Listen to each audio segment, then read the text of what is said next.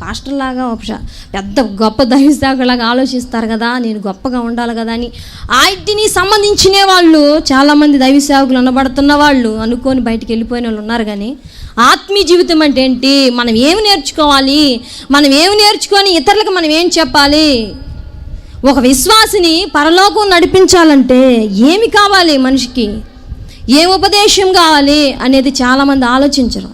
నేను ఈ మాట విన్నప్పుడు నేను చాలా ఆశ్చర్యపోయా. చాలామంది ఆరోగ్యంగా ఎందుకు ఉంటున్నారు, ఎంత దుఃఖం వచ్చినా ఎంత బలహీనతలు వచ్చినా తిరిగి మరి రిటర్న్ మళ్ళీ లోకంలో పడిపోకుండా ఎందుకు నిలుస్తున్నారని నేను ఆలోచిస్తే దేవుని వాక్యాన్ని ధ్యానించే వాళ్ళు నిలబడుతున్నారంట. అంటే హల్లెలూయా చెప్పండి గట్టిగా, హల్లెలూయా.